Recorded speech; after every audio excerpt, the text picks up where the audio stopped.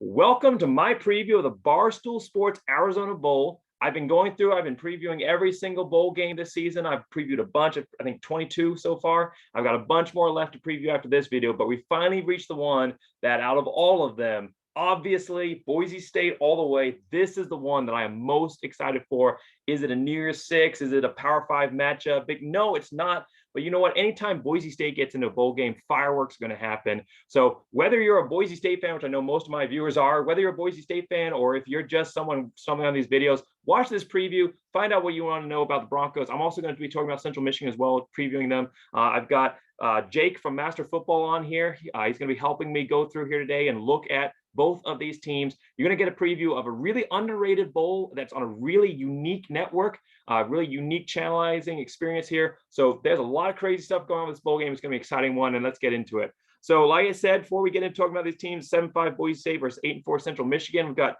Jake from Master Football on the channel, or with Master Football on the channel here today. He's just recently passed 351 subscribers. His channel's really growing. He started last season, and he's really just exploded. I watched some of his stuff. I was desperate to find another Boise State fan doing videos. So when I found Jake, I was like, oh, please let this guy be good. And I watched his stuff, and this is a guy you definitely want to watch. If you after watch this video, I'm going to put the link to his channel in the description of this video. Make sure you click on that. Make sure you give him a like and subscribe and go watch his stuff. I'm college football. That's what I talk about. This Boise State focus, but I do other college football teams as well. Jake, he does everything. If you like NFL, he's talking about NFL. If you like college, he's talking about college. If you like EA Sports football games, he did a video about that. I mean, he is all over the place. I'm going to let him talk about himself a little bit here. But Jake, thanks. Welcome to the channel. Oh, Jake, man, I appreciate it, man. Yeah, absolutely. So with that, again, I always start my videos off. This is Jake with Master Football, all things pro football, college football, and video game football. Anything like that, I basically keep it in that realm. As of late, surprisingly, and I've been talking about this on my channel, as of late, it's been a lot of college football videos, not because the NFL is not endearing with the stories that they have, but because early signing period, bowl games were announced, conference championships, coaches leaving. There's been a ton of news. And I say that because, I mean, you think about Lincoln Riley, you think about Brian Kelly. There's huge tectonic plates that are moving right now in college football, and bowl season's coming up. I think that, at this point in the NFL, there's certain teams that they're just not in it right now. The Lions aren't in it, the Jags aren't in it. So a certain percentage of the league is just out. So the viewership, I don't know if it's up or down right now. I do know that it's starting to get ramped up closer to playoff season, but I've been noticing that, lots of college football videos lately. And again, EA Sports, I'll say this, I actually have a crazy story about it if you want me to give it to you there in a sec. But EA Sports is announced, or unofficially announced, that not this coming July, but the next July, they're talking about re-releasing their college football game. And again, I'll let you know, I'm a fanatic for that. Actually, as a matter of fact, before I was here on this video, I was downstairs playing my friend NCAA 2014 on our Xbox 360s. Yes. Trust me, I'm a fanatic about it. But again, if you give me a sec here, I actually can explain to you how big of a fan of NCAA football I am. Sure, go for it. So when I was in college, when I went to Boise State, and I forgot what it was. I want to say it was 2011. And again, I might be wrong off my dates here. If somebody can correct me in the comments here, but I was off on my dates. But I was walking down campus, and then I saw this thing, and it was outside. There was a whole bunch of these video games set up. I was like, what the heck is going on out here? And they're like, hey, we're having our NCAA football 2012 tournament going on. I was like, what? So I literally was like, I'm not going to make it to my next class. Screw it. I'm just going to leave. I'm going to go over here. So I walk in, and it was what was it? I think it was a 126 man bracket, and I won the whole thing. All right. It was nuts. Legend right here. So it was absolutely nuts. I won the whole thing. They pulled me aside. They're like, hey, you won. You have a all expenses paid trip to the Rose Bowl. You are going to be able to bring somebody down with you. I brought my brother down. I basically called him up after that. My heart was beating through my chest. I was like, dude, you want to go to the Rose Bowl with me? So of course we go down there. 16 team tournament. First round, I played a guy from Syracuse, beat him by a touchdown. The second round, I played a guy from Utah, and I 21 ruled him, which basically means you got to beat someone from Utah when you're. I just annihilated the kid from Utah. He had no idea what was going on. Now, here's where it gets weird, and here's where the tomfoolery got involved in this. Okay, I played in the semifinals. I played against a guy who was Ohio State. That year, Ohio State had Terrell Pryor. Terrell Pryor had the tattoo signing thing, or the tattoo like suspension that he had. Right. So he was off the team in real life, but on the game, he was on the game. So I had to play against a player who wasn't even supposed to be on that team. He eventually beat me. So it was unfortunate. I was 2 wins away from $10,000. They got to retroactively give you that win, man, just dude, like they did. Dude, they did don't for get me Penn started, State man. and Ohio State. You know. Don't get me started. But anyways, the great thing about that was we went down there. We went to the game. The Rose Bowl is so cool because it's a bowl, but it's kind of flat. Right. So there's not a bad seat in the house. The B-2 bomber came over the top. That was the year that Oregon played Wisconsin, the Russell Wilson-led Wisconsin Badgers. And D'Anthony Thomas had like 5 carries for 150 yards and 3 touchdowns. As a matter of fact, that game, Russell Wilson was leading the game-winning drive.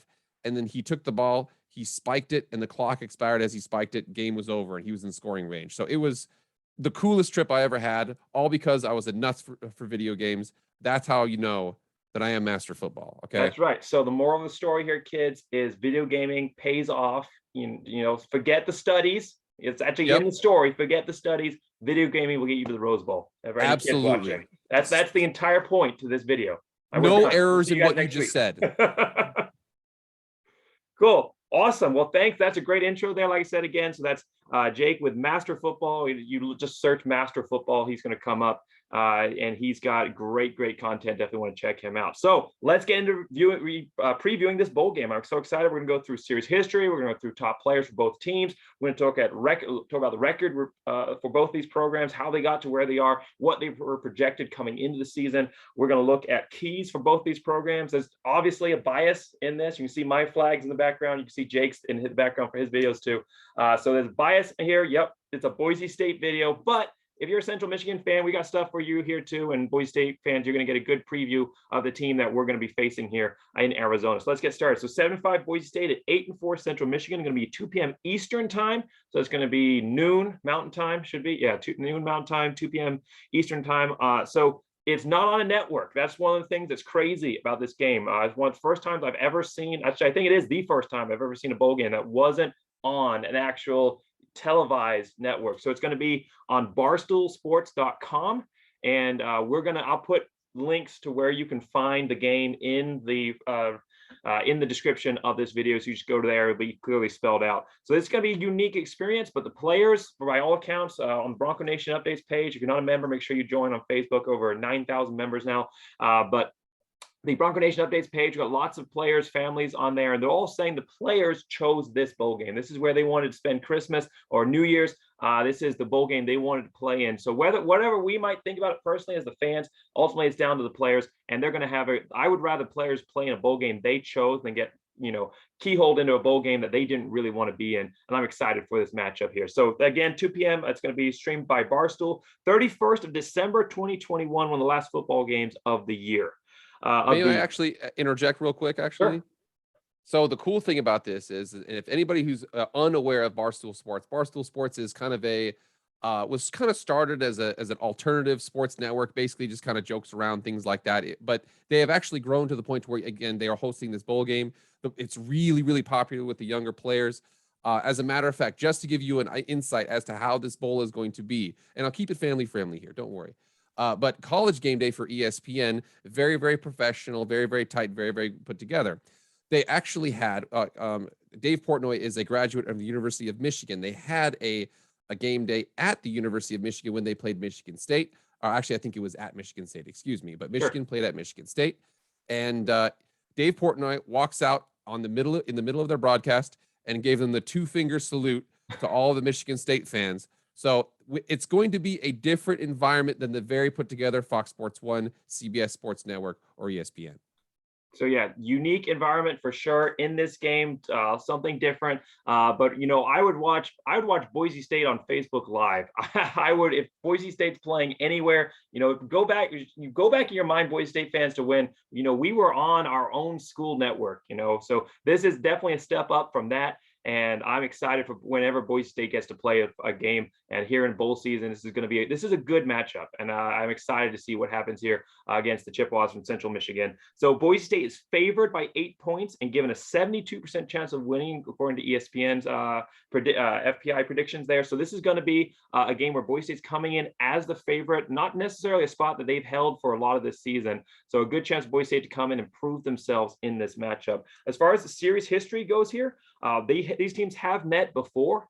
They haven't met in recent history, but they've played each other 5 times. Central Michigan owns that series 3-2. They played in 1974. That was the first ever game. 20-6 win by Central Michigan, and then they played twice in the first 2 years of Boise State's FBS history in 96 and 97. Both of those games won by Central Michigan. But then Boise State entered the 2000s. That's when Boise State started its rise. It started off slow 2000, and 2001 they beat Fresno State, and it was all off from there. No holds bars. Boise State rising to one of the top programs, the top program in my view, at least over the last 2 decades in the Group of 5, and one of the top programs in the country. So they won both games in 2000 and 2001. The last win, a 26-10 win in 2001. So Boise State looking to stay undefeated in what I like to call the modern era of college football, the post-2000 era of college football, looking to get to 3-3 all time versus Central Michigan in this one. Before we go to the record review, anything you want to add? I don't know if you remember watching any of those games or anything like that. I don't. I definitely wasn't watching football when I was 5 years old, but Nope, I was 12 years old the last time they played Central Michigan, and so yeah, definitely don't have any history on that. But again, it's kind of interesting to see the last, like you said, 1974. This team was an FCS team, lower division team. 2000s, early 2000s, they were kind of coming on their way up, but I don't want to say they're going opposite directions, because that would mean that Central Michigan is going down. But Boise State has been on a meteoric rise since that point, if you really draw it. Might not be a direct correlation, but pretty much. Absolutely.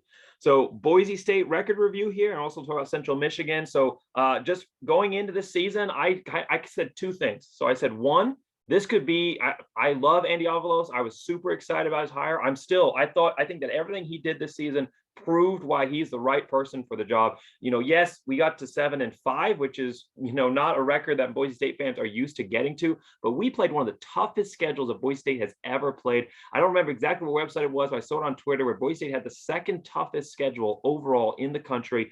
10 out of the 12 teams that they played are going to bowl games this season.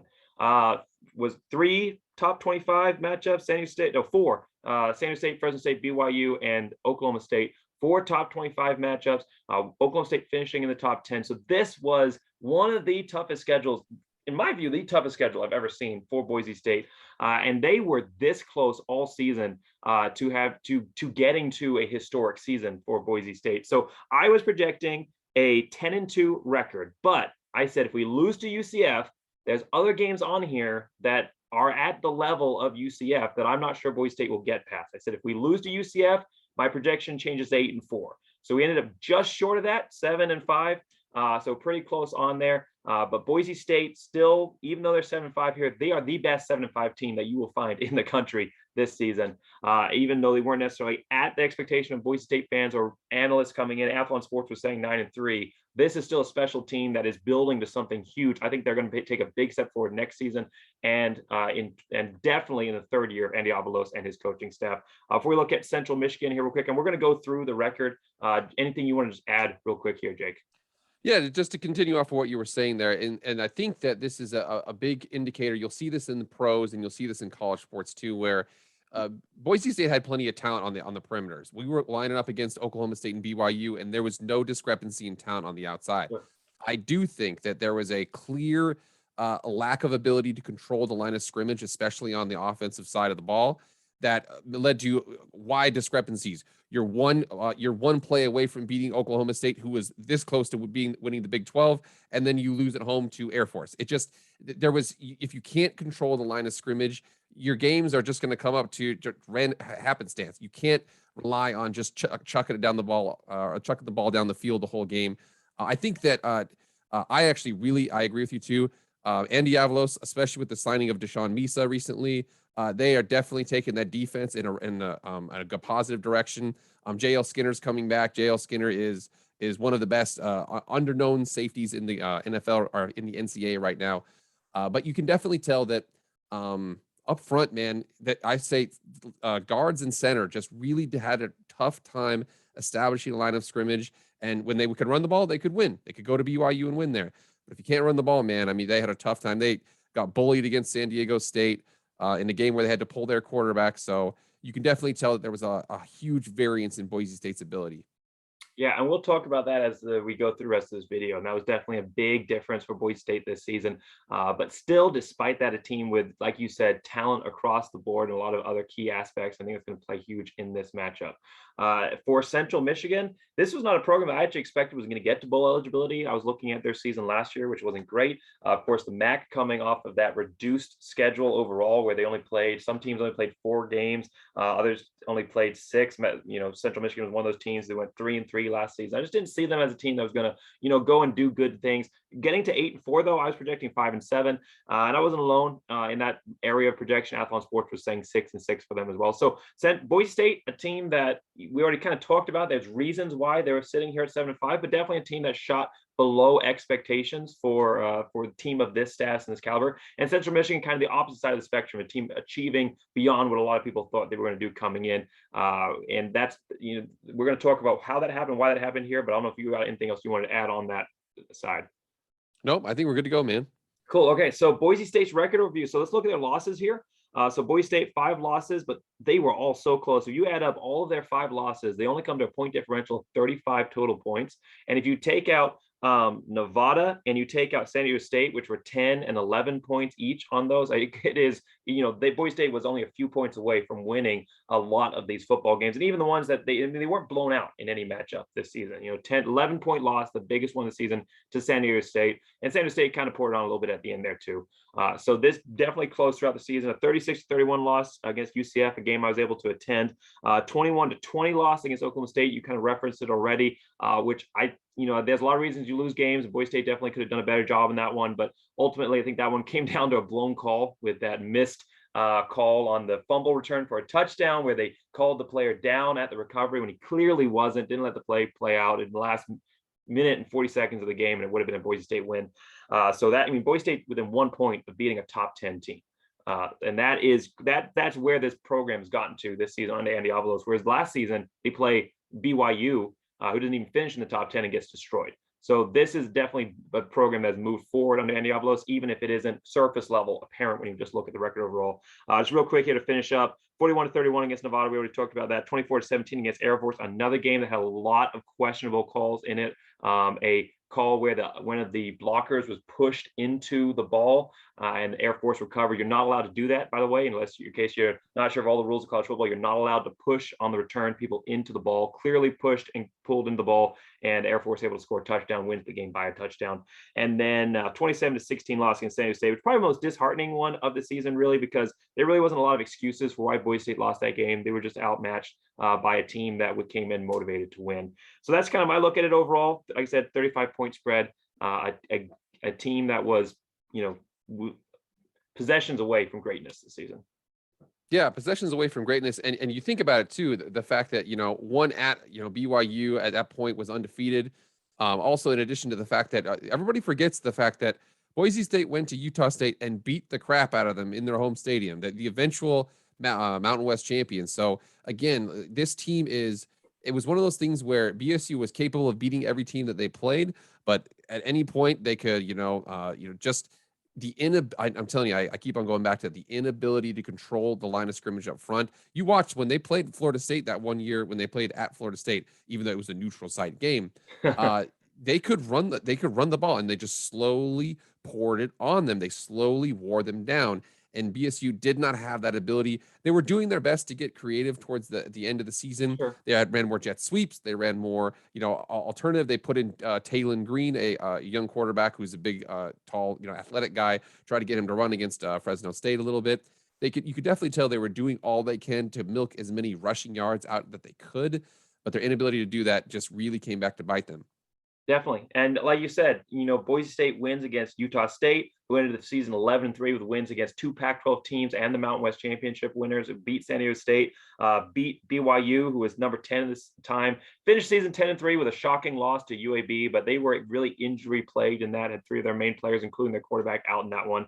And then destroys Fresno State, a team that beat UCLA and almost beat Oregon, 40-14 win against number 23 Fresno State there. And if you were to tell me that Boise State would have a win against a 10-3 team who beat 2 Pac-12 teams and was a winner of a conference, the number 10 BYU program, and a top 25 Fresno State team, I would have thought that Boise State had one of the best years ever for this program. And I think a lot of the success and the truly what the incredible season that Andy Avalos has been able to have in the background this year gets swept under the rug because of the fact that we finished with 5 losses, which just Boise State fans can't tolerate. It's just something that they're not used to seeing.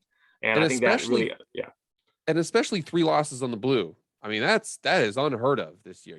I mean, splitting up on the blue, Oklahoma State obviously is a very respected program, but then Nevada and then Air Force, 3 home losses is almost unfathomable. And I'm not, I am pumping up Andy Avalos because I think he deserves to be pumped up. And I think there's a lot of negativity out there. But I think people aren't blaming Andy Avalos. They're looking to other players or other decision makers like Tim Plow has definitely come under threat. Or come under the wrath of the ire of Boise State fans this season.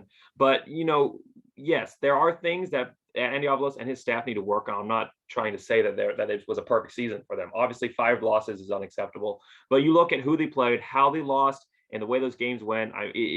This is a team that last year, if playing the same schedule, would probably have not been as close as they were in those games, and probably honestly wouldn't have won the games that they did win. I mean, Boise State is lucky here to get to bowl eligibility when they started off the season 2-3.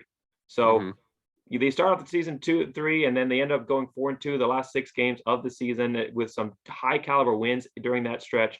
It's a Boise State team that definitely turned things around down the stretch and has gotten better as the year has proceeded. And it's not one that Boise State fans should be sitting here going, our program's lost, we're just one of those mid-level teams. No, Boise State's still one of the top teams in the group of 5.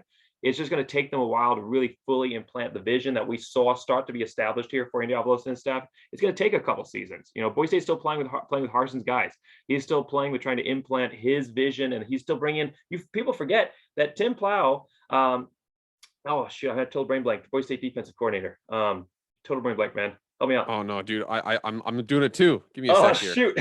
This is why I write these things down. Spencer Danielson. There you go. Right. There you go. That's fast. Thank you, Athlon Sports. So sorry. Spencer Danielson does not deserve that. He's done an incredible job this year. Don't worry about it. Anyhow, people forget that, Andy Avalos, Tim Plow, and Spencer Danielson, this is the first time that they have ever coached at this level in their careers, in their current positions. Andy Avalos, first time head coach. Tim Plow and Spencer Danielson's never defensive and offensive coordinators at the FBS level before. So Boise State is coming in here with 3 guys that are brand new to a level of football that is, you cannot compare it to the FCS. It is a huge step up. And they have been working things through. And the fact that they've had as good a year as they have with everything that they've been dealing with, fresh-faced rookie guys coming in here is incredible. The talent that these guys have is amazing. It's just going to take them time to put together the awareness. It's just like you have a freshman player who's incredibly good. It takes them a while to build that game awareness to lead to consistency. And that's, like you said, the consistency has been something that Boise State's missed this season. So. All right. So absolutely. And with that too, I think that, I'll be quick. But yeah, I mean, you think about that, Andy Avalos, first time head coach. The great thing about it though, that I was really happy about that I think sometimes you can miss with the head coach, especially in the pros, not so much in college, I think. But I really felt like you could feel Andy Avalos's imprint on defense. I have a couple stats here. Boise State that didn't really do great across the board on offense or defense. They were 12th in scoring in the NCAA right now, 12th in scoring defense. So one of those things that you don't really think about until it shows up at the end. Like, wow, they did pretty well. Our defensive backs were fantastic this season. Really, really did a good job. Tyreek Jones, J.L. Skinner. J.L. Skinner has that highlight reel tackle against Oklahoma State. Everybody keeps on playing. But you can definitely tell that there was especially I think that the Fresno State win on the road, going there and just the blitzkrieg that we had on their offense just completely shut them down. You can definitely tell that the head coach has his hand on the team. And that's when we're talking about coaching hires. And at the end of my reaction to Brian Harsin leaving that video, I talked about, who should Boise State bring in, and I think mine and a lot of people's dream coach was Kellen Moore. And I think that will never change. Greatest player to ever wear the uniform for Boise State, in my opinion. I think most people's. But I said, if we're not going to get Kellen Moore, we need a defensive guy, because that's really been the stage that not just last season, Boise State has been kind of on since the 2015 season, really.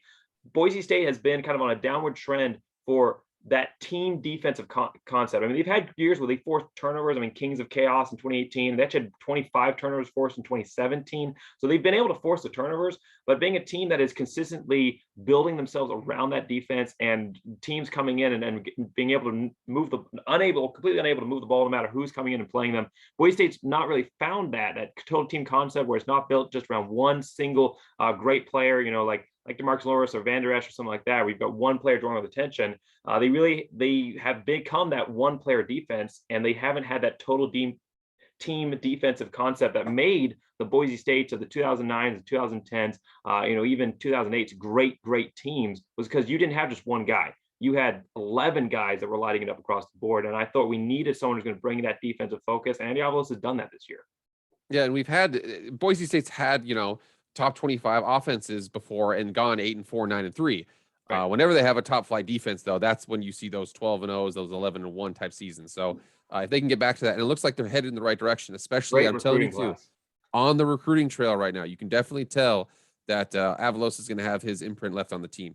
Absolutely. And I'm hoping that I can schedule Loud do a justified preview, the preview that this recruiting class deserves, a preview of that recruiting class, or just what they might do next season, because it was a great recruiting class here. Mm-hmm. But that's not, folks. This video will move on, but great points there for Boise State this season. Looking at Central Michigan, just real quick here, their losses, they have a 10-point loss to Missouri, a 28-point loss to LSU, an 11-point loss to Miami, Ohio, and a 1-point loss to Northern Illinois. So, blown out by some Power 5 teams, but close within conference. It's hard to analyze Central Michigan and really find out how good they are, though, because the MAC is one of those conferences where, they're not the Mountain West. They're not one of the top conferences in the group of 5. In fact, Sports Illustrated rated the top conferences, rated the Mountain West better than the Pac-12, but rated the MAC as the worst conference in the country. I'd probably put Conference USA below them. But the MAC really, it's a conference. Yeah, they're 8-4, and I'm not trying to diss Central Michigan here. I'm just saying it's hard to analyze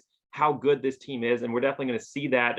Find out exactly how good they are against a Boise State team, who is one of the better group of 5 teams in the country, even if the record doesn't necessarily reflect that. But they've had some good wins here as well. They have a 42-30 win against a Western Michigan team that beat Pittsburgh at the start of the season, the winners of the ACC. And they also, interestingly enough, have a win against Eastern Michigan, who, this is the parallel between my 2 programs, Boise State and Liberty, my other school. I'm also a Liberty fan, for those who don't know. They beat Eastern Michigan, who Liberty ended up playing. Both my schools played Michigan teams. So they beat them 31-10. Liberty blew Eastern Michigan out 56-20. But it's going to be interesting to see how that translates into this game. Are we going to see the Central Michigan team that beat, Western Michigan by 12 points? A pretty good Western Michigan program out of the MAC, or we're going to see the team that lost to Miami, Ohio. And it's just, you don't never know which team is going to take the field for Central Michigan, because it hasn't been that, one kind of upward or downward trend. It's been an up and down season for the Chippewas.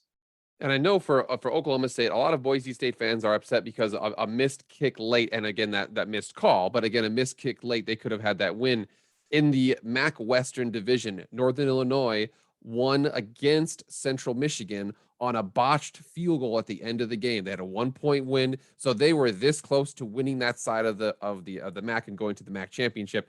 So I can tell that they won their last 4 games. Did obviously started off 4-4, ended 4-0, and they were 1 snap away from winning their division. So you can definitely tell that they were, man, that's hurtful, because a Boise State fan, we feel for you, because we were right there too. But yeah, definitely. I think that, with the MAC, you still need to be prepared. Okay. I've got a couple key players here that we got to talk about that are definitely going to be players that if you don't respect them, they will beat you. But the MAC might be a little hurting, but I still expect a good game. And it wasn't necessary there to diss the MAC, just looking at the facts here and looking at a team that's hard to analyze for exactly what Boise State's going to be facing in this team. But you don't watch Tuesday Night Maction, man? You don't watch Tuesday Night Maction? I watch it. I watch it. Yeah. I watch all the games. It's just hard to tell what you're watching, because you're seeing it's like when the MAC was playing each other last season and they only played a conference only schedule, and you had teams that were crushing other MAC teams by 62 points, and then they get to the bowl game, they can't do anything. So, it was kind of that type of season for them. But yeah, you're right. 1 point loss to Northern Illinois, who ended up winning the MAC there, and ended up playing Coastal Carolina and almost beating Coastal Carolina there, except for kind of a weird situation at the end of that game at the goal line. So this is a team that can be challenging and has played well throughout the season, or in patches throughout the season, and could definitely present some issues, Boise State. But you lead well into our next section here, top players. So I'll let you lead off with the top Boise State players, and I'll come in behind you, and then we'll go in with Central Michigan. Sure. So now I have actually, I will tell you, and I want to make sure that we're clear about this. Central Michigan fans, I apologize. I directly drew my three key players from Boise State in reaction to what I had for Central Michigan. So the first one I have is Hank Bockmeyer. The reason why is because I know, again, quarterback, that's such a duh thing to say, but here's the reasoning I have.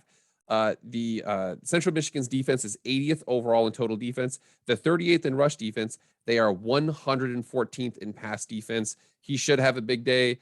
He's projected to have a big day. It's Khalil Shakir's last game, so I'm expecting a big day out of him. The next one, and again, this is in a direct correlation with what Central Michigan does well, is Scott Matlock, all-conference second teamer for the Mountain West. Reason being is because, and again, we'll talk to Central Michigan in a while, Central Michigan can really, really run the rock. They've got one guy that we'll mention here in a second. And then the last player, surprising, here's a curveball, okay? This is going to be a little bit weird.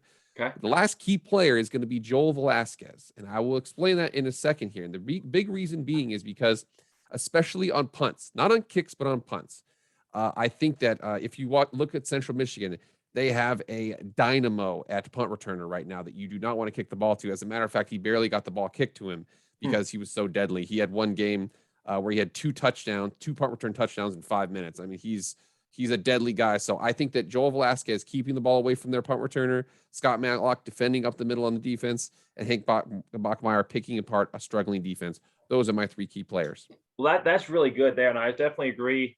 Definitely agree with the first two, and I think not that I disagree necessarily with Joel Velasquez. He's one of those players that has been. He has had such an up and down career, because he's a guy that can kick. He's had kicks that went for 64 yards. And then he's had kicks that went 20 yards off his foot out of bounds. And you're right. His performance in the game, his ability to flip the field, which I thought he played okay against San Diego State, that is going to be the kind of performance that ends up being able to lead to a Boise State win here. So that's a good key player of the game. Not one that was on my radar for a key player, but one I'm glad that you brought up because that's an important element. So a couple of the same guys here, or at least one of the same guys here off the bat, is Hank Bockmeyer. 3,000 passing yards this season. You look at Hank Bockmeyer, he's such a question mark at quarterback, as not necessarily what he brings to the table, but just how good is he? Because he's sitting here at his junior year, but it's the first season he's played where he's played the whole year. His first two seasons injury prone. It gets knocked out about 2/3 of the way through his freshman year, and then comes back for the bowl game, which I didn't think was a great decision. I thought Jalen Henderson definitely earned the spot there for the start, but regardless, comes back for the bowl game, but basically doesn't play the rest of the season there freshman year. And the sophomore year, he's taken out with a couple injuries, or misses a couple games there midway through the season. So this has been a player who, he's at a junior overall, but he's only really played 2 full seasons. If you take the games he played in his sophomore year and you combine with his freshman year, he's only played 2 full seasons of college football. So I think that we're only starting to see what Hank Bockmeyer can bring to the table. I'm a huge Hank Bockmeyer fan. I'm wearing a Hank Bockmeyer jersey right now.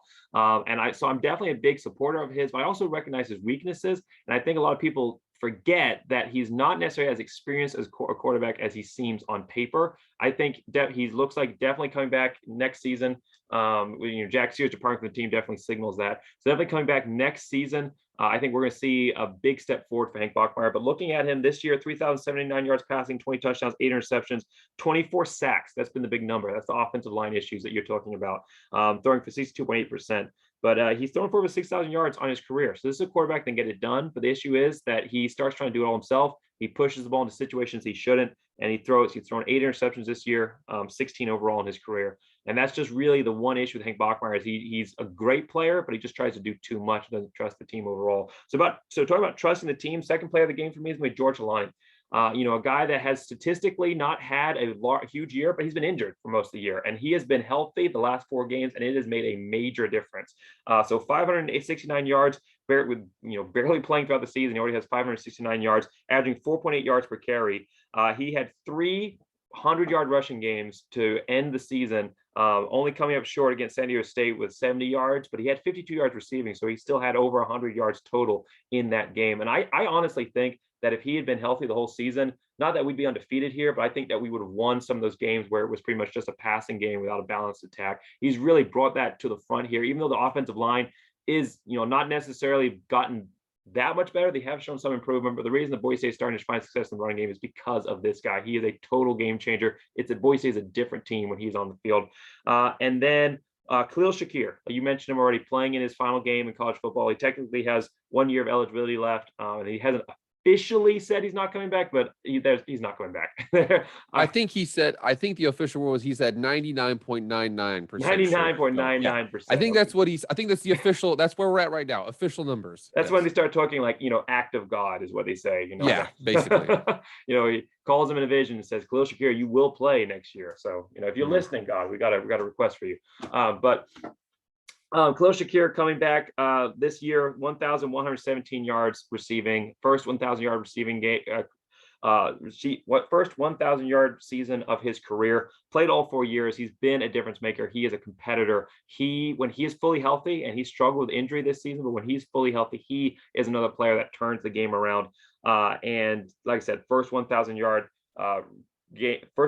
season of his career has just been a great year for him. I got one more player. I said 3 players, but I kind of cheated here because I couldn't not mention him. J.L. Skinner. He's going to be a monster on defense. He started off the season really strong, got kind of in trouble with the safeties, targeting, kind of got in trouble with targeting calls. And we've seen him kind of maybe take a little bit of a step back. I think it's almost a little bit of too much of a step back. I'd like to see him bring the same intensity that he's brought early in the season, especially in that first half. It's the bowl game, just lay it all on the line here. But he's a player who's had 92 tackles, 2 forced fumbles, 2 interceptions, first forced fumbles of his career. He's announced he's definitely coming back next season. He's going to be a big playmaker for Boise State, representing a defense that has playmakers across the board. Absolutely, yeah. And J.L. Skinner too. I mean, the big thing that people forget up until you get on the field, you don't realize he's 6'4" at free safety. I mean, he is a giant out there. So just watching him, I've actually been absolutely impressed with him because, to be honest, I did not notice him as much last season. I've seen a huge jump in his ability this season. So yeah, absolutely a big time player. Definitely. All right, Central Michigan here. Let's run through them real quick. I'll let you take the lead. All right, so they got 3 guys. So this team has one guy. Their offense is your boy Lew Nichols, the third running back, leads the nation in rushing yards and leads the nation in rushing attempts. So right now he is the guy. Okay, they give him the ball a ton. Okay, so if Boise State, that's the reason why I said Scott Matlock, all conference guy up front. If they got to control the middle of that offensive line, if don't, this Lew Nichols guy is going to run all over him. The next one, now here's where it gets a little weird. They don't have as many interior offense or defensive players that can generate pressure. I didn't notice that they had a couple of guys, I think, have 3 sacks apiece, something like that. Mm-hmm. They have a guy coming off the edge, Troy Hairston, defensive end, all MAC player. I think he has 6.5 sacks like that. Yep. Very, very solid defensive end coming off the edge there. And then I'm telling you right now, he's fun to watch. Kick returner, punt returner, wide receiver, Khalil Pimpleton. He played against Western Michigan. They were down.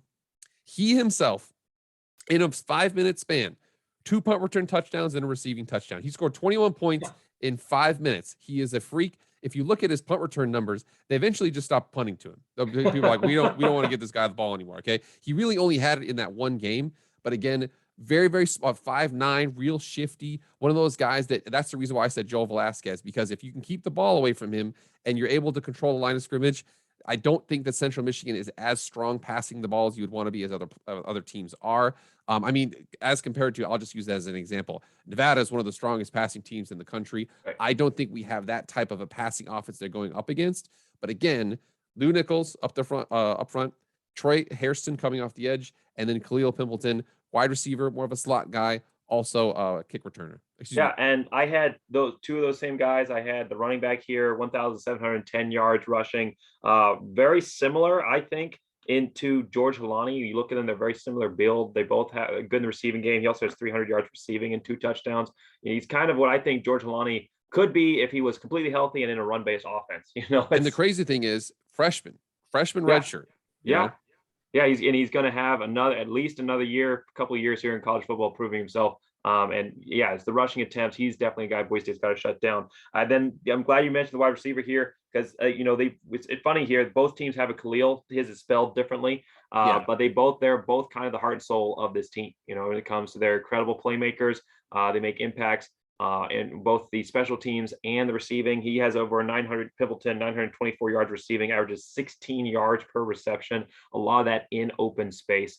So yeah, both of those guys are going to be big. And then one guy you didn't mention, and you got to mention, I think, is the quarterback here, the true freshman quarterback. So sorry, he's a freshman quarterback. He's played 3 years. So he's had a redshirt year, and then COVID year. So now he's played 3 years, but he's still listed as a freshman. I think that's interesting. You look at the running back here for Lou Nichols, the third, same thing. He's played 3 years, but listed as a freshman because he's playing. He's still got 4 years eligibility, or now has 3 years eligibility. But 2,424 yards passing, 23 touchdowns, 5 interceptions. That's the big stat for me, is that he's only thrown 5 interceptions on the year to 23 touchdowns. And they have been a run-based team, but he has been able to get it done. Richardson there has been able to get it done through the air without forcing turnovers, which has been something that bit Boise State throughout the season. And Boise State, a great team at forcing turnovers. We're going to see if we can add some to his stats here this game. Sure. All right. So let's get, I like that. Good top players for both of these teams. It's definitely going to be a great matchup between the strength on strength, I think, in some of these areas. And you mentioned some weaknesses that Boise State might be able to exploit. But here you've kind of got some strength on weaknesses for sure, is that the running game here for West Central Michigan, one of the best, coming up against a Boise State running game that struggled. And then a Boise State passing game that's really kind of the heart and soul of this. Air raid style guy, Tim Plow, not understanding that he's running air raid style offense this season, but air raid style guy, Tim Plow, going up against a Chippewa defense has given up a lot of yards through the air as well. But even throughout that, there are some strength on strengths here throughout these teams with some top players coming up against each other. It's going to be interesting to see these matchups. All right, so keys to the game here. We'll lead off. I'll let you go first with your first key, and I'll come with my first key after that.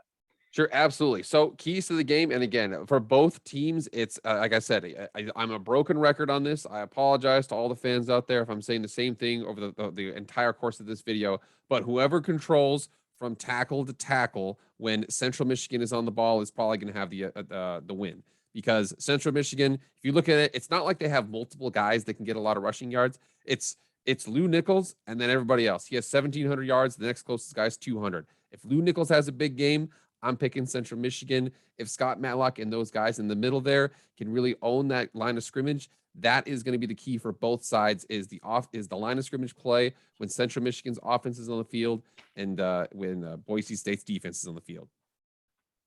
Absolutely. You can't talk about Boise State and not talk about their offensive line struggles.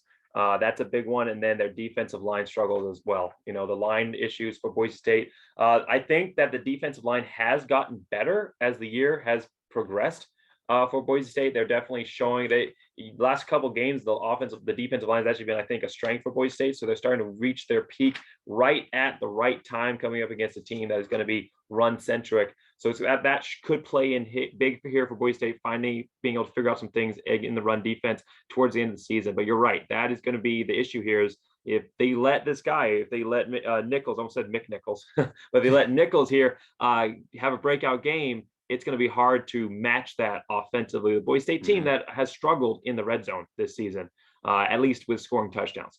So for me, my key here, you talked about the line here, and that's going to be part of it, is Bockmeyer has to prove it. That's my key. It's interesting here. He's been part of teams or helped lead teams to 2 Mountain West championship games in back-to-back years, his freshman and sophomore year. He's an 18-7 overall record, which is, a lot of quarterbacks in the country wish they had an 18-7 overall record. And he's thrown for over 6,000 yards passing, yet he's still sitting here in a position where he hasn't earned the total trust of Boise State fans yet. And part of that is that he doesn't have a bowl win. He has no Mountain West championship wins. Boise State got one in 2019, but he wasn't starting at that point. He was still injured. And then he also Boise State has not had a top 25 finish while he was starting for Boise State. They did have top 25 finish in 2019, but again, that wasn't his team at that point, or it was Henderson that got them there. So Boise State, Bockmeyer's had a lot to prove, and he's not quite gotten there yet. And I think a lot of fans, they don't want to blame Avalos, and you can't blame Avalos with how great a job I think he's done in riling this team. And they start looking for fingers to point, and they point to Tim Plow, and then that kind of leaves pointing at Bockmeyer a little bit as well. I think a lot of us have wanted to see what Jack Sears could do. I would have liked to have seen him in some games. I wasn't calling necessarily for him to replace Bockmeyer's starter, but I wanted to see what he could do. And now he's off the team. Bockmeyer's the guy. He's coming back next season. There's not really anybody that's going to challenge him at that spot. I mean, there have been some conversations about, is Green maybe a guy that could, but I don't think that you're going to see a guy who barely played this season come in and unseat a senior 4-year starter for Boise State. I don't think you're going to see that happen unless the craziest of things happen in spring and fall camp. So this Bockmeyer is the guy, and he really hasn't yet given Boise State fans that confidence that they look for in a quarterback position. I mean, Boise State's always been built around that quarterback position. And so I think he has a lot to prove, and it starts in this bowl game. Building the bowl games, for me, I don't think they're meaningless, because first off, I think that what you do throughout the season, you deserve some form of culmination to that, and the bowl games provide that, but they also are springboards for the next season. And this is definitely a big springboard for Boise State. How they're able to go out in this game, whether it's a close game with a mid-level team from the MAC, or whether they're able to come in here and play as the dominant program, is going to impact how people see Boise State going into the preseason next year, in addition to everything that they did this season. And with the group of 5 teams, how you start a season, it impacts your ceiling for how you can finish it. You've got to claw your way into the rankings. And if you're starting from way back, even if you go undefeated, you're going to be behind a lot of other teams that started ahead of you. So here for Bockmeyer here, he's a key player, and he's a key for Boise State here, because I think how he plays in this game is going to impact if Boise State can win it. Is he trusting his team? Is he forcing into situations he shouldn't? Is he playing slow? Or is this game slowing down for him and he's playing within himself? All of that's going to impact if Boise State can win it. But part of that is proving that he is the guy that can get Boise State the wins and lead them to the success that this program has always had, at least over the last 2 decades. Yeah, and I suppose just take the handoff right on. And I'm just going to say my second key here to the game, and I got 3. A second key here to the game, he just needs to cut it loose. You're going up. It's a bowl game. You don't really know them. They don't really know you. They're 114th in pass defense, and you're having troubles running the ball. I think George Holani is important, but if I'm being honest here, it's like, all right, I think a big aspect behind the frustration that Boise State fans have with Bockmeyer comes in, 4-star recruit, starts as a true freshman. Oh my gosh, all this hype. And you can see the flashes, but it just never all the way comes together. But right now, and again, I'm telling you right now, this is a Barstool game. Barstool is going to do it big. They're going to blow it up on all social media. He's going to have a lot of people watching. It's going to be free. I believe it's free and available online. Yeah. Yeah, I just want him, like, dude, like, just lean into it. If you can't run the ball as a Boise State, or if Horlani can, obviously give him the ball, but I'm thinking just cut it loose. Just get back there and just start slinging it, man. This is your last game with Shakir. At any time, and again, it didn't matter if it was UCF, didn't matter if it was Mountain West play, didn't matter if it was Oklahoma State players. Nobody could tackle this guy. Get him the ball as many times as you can. I love that. You were piggybacking off each other. This is great. You mentioned Shakir. That's my second key here, is Shakir. And for me, I have cement Shakir's legacy. And so the first bit I have on that is that Shakir is going to be the key to this game. Bockmeyer, Shakir's been his number 1 target. Bockmeyer's thrown for 3,000 yards. 1,000 plus of that went to Shakir. Over a third of the passing yards went to Shakir. When Shakir has had big games, Bockmeyer's had good games, and has helped Boise State get some of those wins. So Boise State, if they're going to find success in here, they have to target Shakir. And part of that also, this is a player who's one of the best wide receivers in Boise State history, and he has a chance here to move up on those record boards. I'm going to list them real quick here because I know we're kind of cutting short on time. But if he gets, so for yardage, if he can get 173 yards pass receptions, 173 yards in receiving, he can pass Matt Miller for number 3.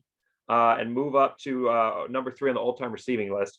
If he just gets 124, he moves up to a 3,000 on his career, becomes one of 4 Boise State wide receivers to get to a 3,000 yards. Matt Miller, Spurbeck, and Titus Young. And that's doable for him because he had 166 yards receiving versus UTEP at the start of the season. And that was a game where he was injured in that one too. He was on the snap count. So he's fully healthy, or looks like he's fully healthy in this one. No word is that he's injured anyway. So he's fully healthy in this one. And I think that, like you said, there's holes in this receiving game. He can find his opportunities. For receptions, if he gets 16 receptions, this is a little bit of a more difficult ask because he's had a lot of yards, but he hasn't had a ton of receptions. He's just been great in the open field. But if he can get 16 receptions, he'll move past Austin Pettis for number 4 on the list. 224 is the number there to at least tie that. If he can get 12 receptions, he'll move up to 220, become one of only 4 Boise State wide receivers to get 220 receptions on their career.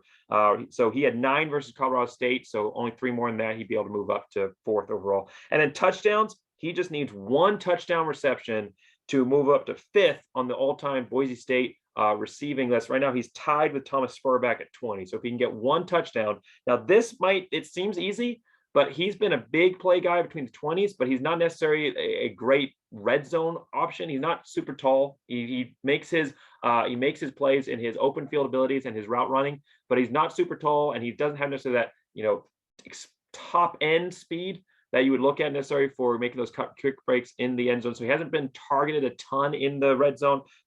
He's only scored a touchdown in 6 out of the 12 games he can play. But if he can get 1, and I think he will, if he can get 1, he'll move up to 5th overall. Either way, he's one of the greatest receivers in Boise State history, regardless of what he does in this game, but he deserves to go out in a big way. And if he has a big game, it's going to lead to a Boise State win. Yeah, and if he gets 16 catches, you don't have to worry about the yards. He's going to get there with the yards. It's not going to be a big issue if he gets 16 catches because he's not a 9-yard per reception guy. No. He's a guy that makes a lot of people miss. So if my last key of the game, it's kind of a smaller key to the game. Can you handle the distractions of the Barstool Bowl? This is going to be the first Barstool Bowl. I looked at the schedule they have, and apparently there's a whole, but literally Barstool is going from bar to bar to bar for like the whole week up until that game. It's going to be one big party. Can they handle the spectacle? I hope they can. Again, like you said, they requested this bowl because anybody who's under 25 who likes sports knows Barstool Sports. It's kind of an acquired taste, so our more seasoned Boise State fans might not be used to it. But as long as they can handle the distractions, I think that's a big aspect of this game for both teams. Absolutely. And I'm going to leave, not necessarily piggyback off you on this one, but I agree it's a unique experience here in this bowl game. And it's going to be something that both the fans are already trying to adjust to it, and the players are also going to have to adjust to that. But my third key here is get number 25. And what I mean by that is that Boise State right now is sitting at 24 turnovers forced this year. For a team that only forced 6 turnovers last year, 3 interceptions and 3 fumbles, that is incredible. And that is the Andy Avalos difference. I mean, when you watched him play, and I didn't watch him live, but I have all the Boise State highlight videos going back to when they first started making them in 2000 and going all the way up to the last one they made in 2015, I think it was. And I watch every single one at the start of the season and then throughout the off season, so I can have something. I got to have football, I got to watch something. So I watch him all the time. But if you watch Andy Avalos play, he is put his hand in the dirt, punch you in the nose, blue collar type of player. He comes in and he just smacks you, and he has brought that energy and that you getting back that blue collar thought process. He brought that to this team, and you saw an immediate reaction in the way that this Boise State defense has just intensified. They've been turnover, just hounds, just going after it. Just for reference here, the last time the Boise State had 25 turnovers was in 2017, but Boise State has more turnovers this year than the Kings of Chaos in 2018. So if Boise State can get that turnover, it's going to be big statistically, but it's also going to be big for this game because Central Michigan is not a team that makes a lot of turnovers. They only had their quarterback, like I said, only 5 picks. Their running back, with all of those attempts, with all those yards, leading the league in attempts, he has 1 fumble this entire season. 1 fumble. This guy is a guy he locks down the ball. His ball security is elite. Even sitting here at a freshman level, at least, or 3 years of play, but only really 1 year coming in here. So sophomore level of experience, freshman overall on the record here. But this is a guy who is elite. And he is a guy who Central Michigan puts up a lot of yards. They average 451.9 yards per game. So Boise State might need a couple of turnovers here to kind of stop that, because I don't know if the defense is going to shut that down. Boise State's a defense that struggled earlier this season, and they kind of built to being a defense that's been much better towards the end of the year. But this isn't, it's not a Big 12 offense that they're facing, but don't underestimate Central Michigan. I talked at the beginning of the game, and that they're coming out of the MAC and they're hard to estimate that way, but you can't underestimate a team that puts up over 400 yards, regardless of who you're playing, especially when they have a playmaker like this on offense. And regardless, I think Boise State can beat this team running their normal offense, and normal defense, but you don't want to just win a close one with this program. You want to prove Boise State right now under Andy Avalos, they're trying to prove that they're turning a corner to becoming elite again. They're not just a top level group of 5. They want to prove they are the group of 5 team, that they're not just the group of 5 team, that they're one of the best teams in the nation. You want to be one of those teams that at the beginning of the season is talked about as a national championship contender like they were in 2010. Or even 2011, one of those teams that's in the top 10 at the start of the season. That's what this program wants to build back to. And you start that by taking care of business against these programs that are sitting at or just below your level. Boise State needs to dominate in this game to prove that they are, to prove and build that preseason hype moving into next season. And to do that, they're going to need some turnovers. It'll bring attention to, it'll help them get that dominant win. It'll help bring attention to this bowl game, help bring attention to this team. That's my key there. I know that it's not necessarily the most important necessarily there. You can win. I think that they can win this game without forcing turnovers, but I think turnovers are going to help the big part against that offense that is a great offense out of Central Michigan. Yep. Cool. So real quick here, because we're coming up on about 50 minutes total. I keep it about an hour at least on this video, or at most here. So Central Michigan, real quick, 2 keys to the game. I'll hit them, and then you can go with your keys, and we'll do a final analysis. Yeah. So for Central Michigan, I would say play coverage. And what I mean by that is you don't need to bring blitz against this Boise State offensive line. Most teams have been able to get through with 3 or 4 guys.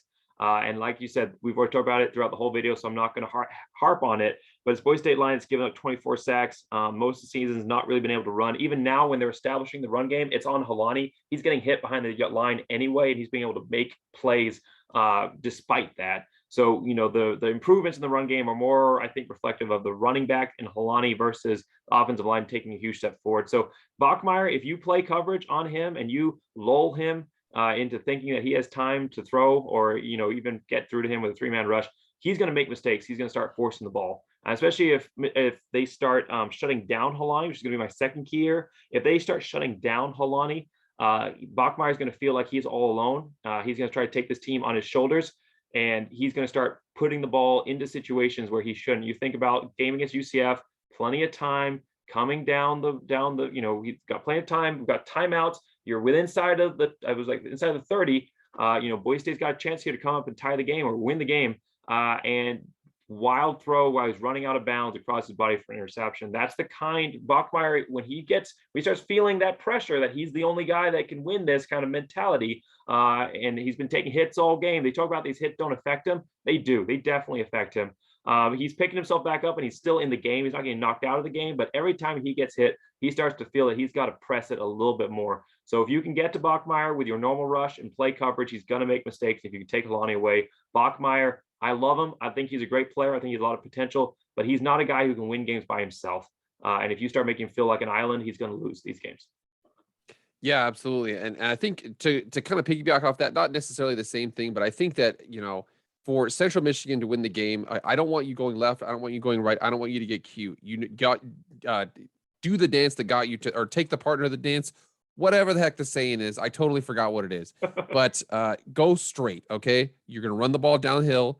You're going to force Boise State to run the ball downhill. You're going to get into a physical matchup. You're going to want to play some play coverage. Like you said, that's a good idea. Force them to punt it to Khalil Pimpleton.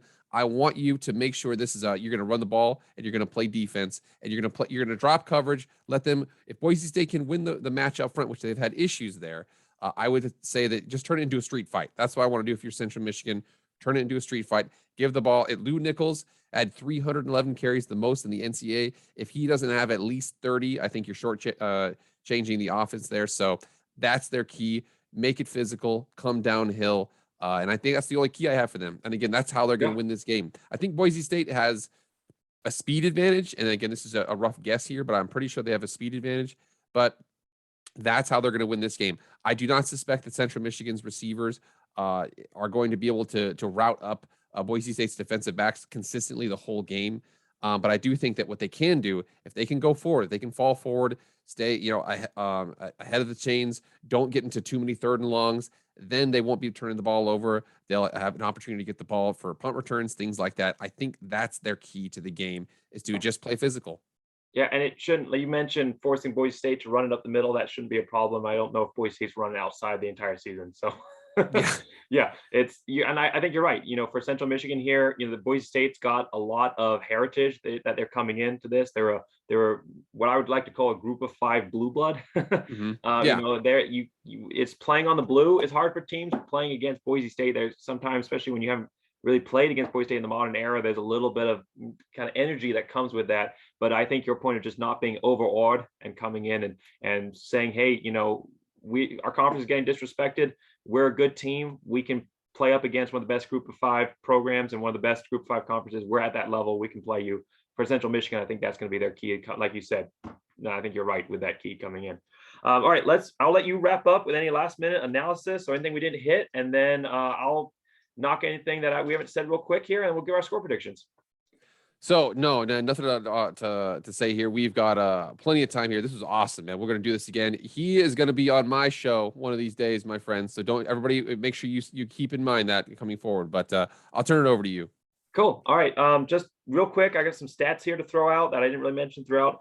Central Michigan, they like I said, not a huge passing team, but they can throw the ball 270.1 yards per game passing, 262.8 yards per game allowed, though. So they give up just about as many yards as they get through the passing game. But rushing, huge for them, 181.8 yards per game on the ground. They're pretty good in the run defense, 131.7 yards per game allowed. Boise State, on the other hand, they've been a passing program all year, 260.7 yards per game through the air, 206.9 yards per game allowed through the air. And then on the run side of things, they've really struggled, 123.8 yards per game on the ground, and they've given up 158.7 yards per game.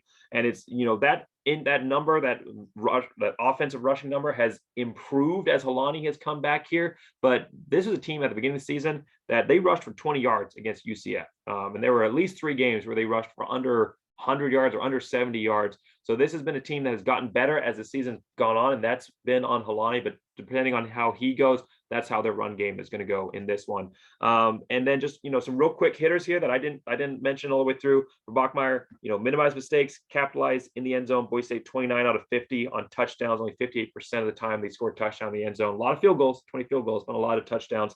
They need to establish the ground game. You don't allow Central Michigan to shut down Shakir. Use your other wide receivers. I've been really impressed by what Cutter and Bowens and even late in the season Capitals have been able to do. And then of course always Evans and Cobbs have been great options throughout the season. And then running backs, tight ends are in that. So the part of your key about Bockmeyer airing it out, don't just key in on one guy. You've got receivers and tight ends and running backs. You've got so many options to throw to in this offense. You just got to find them, and someone's going to be open against a defense that, like you said, is going to give up opportunities in the passing game.